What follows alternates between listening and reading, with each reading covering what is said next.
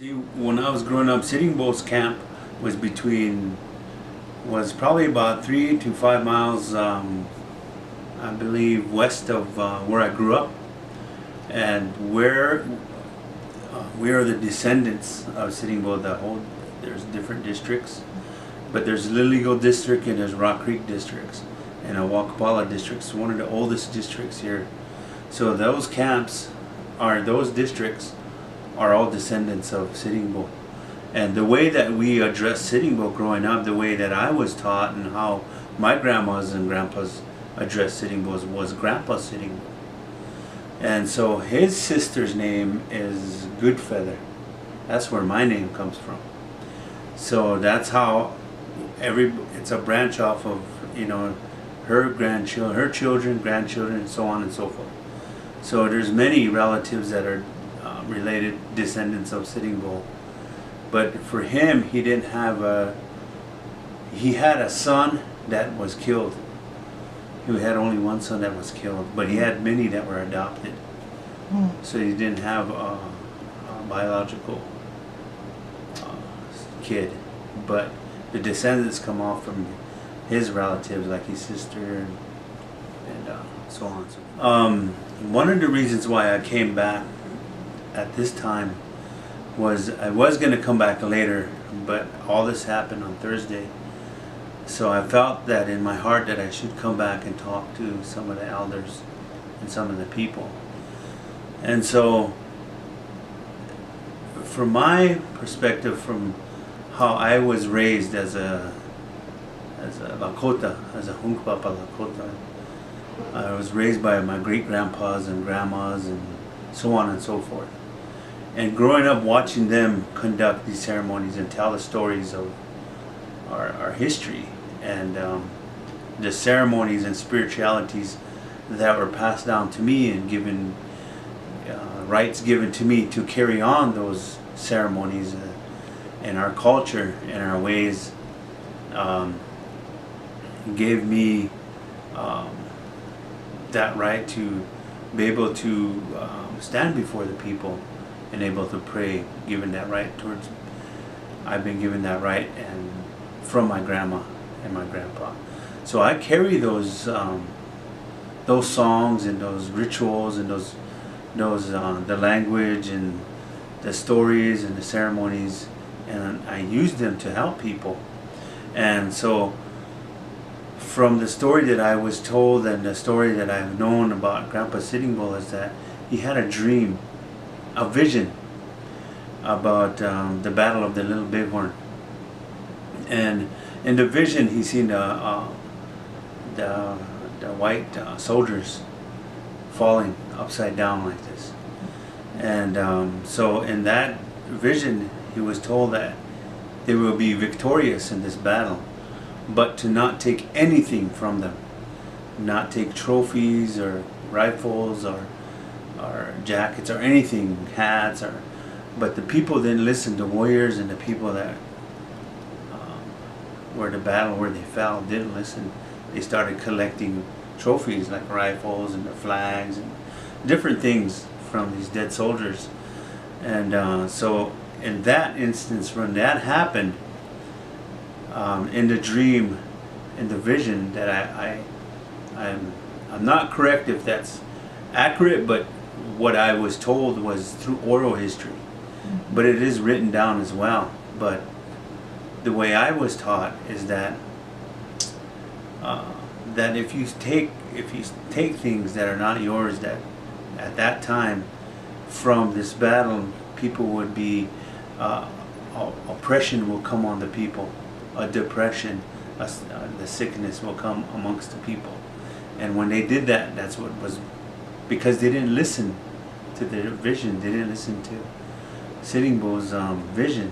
So when that happened, the people went into this oppression where they were oppressed, put on reservations, and sickness came upon the people, depression came upon the people, poverty became upon the people, and so on and so forth. Hence now.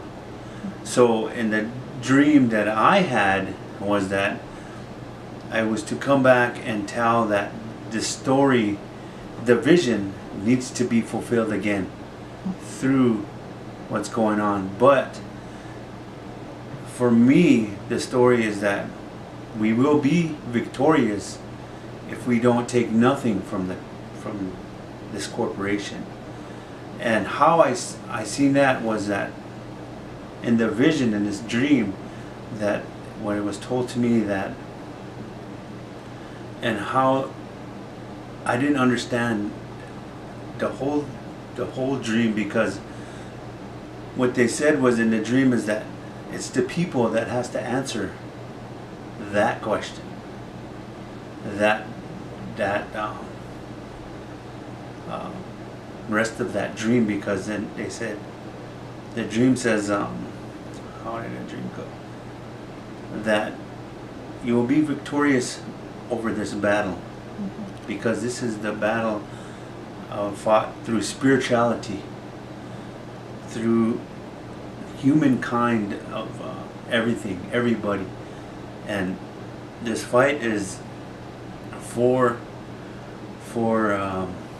the livelihood of our future. So back then, our ancestors thought about us 7 generations ahead. So so we're now into that 7th generation. So now it's our turn to thrust it 7 more generations ahead again. So now it's our turn. So now that it is our turn, that this battle that's here, that we're facing, we have to take this fight for our generations 7 times forward. So the next 7 generations. So what that means is that we cannot take anything greedy. We cannot take anything that's like, sometimes people call it blood money. You know, they take money because they have killed. They take money because it's something that has to do with greed. We can't do that. Because if we do that, that oppression and depression and sickness will come back again and fall upon not just the Lakota, but everybody downstream and everybody basically in this country. And how do I interpret that? And the rest is for the people to answer that question. What is that? And people will say, well, what does that mean? What do we not take? What are we supposed to? That's for you to answer. And some people say it's anger, it's vengeance, it's cursing, or whatever it is, back at them. You don't let them take you from.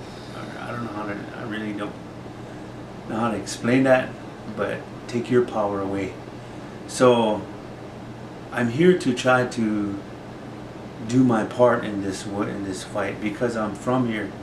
My bloodline's from this reservation. I have relatives up and down this river, from Rock Creek all the way up here. And we used to swim in these rivers. We used to go fishing, canoeing. We grew up along these rivers. So they have significant stories and ties to my livelihood.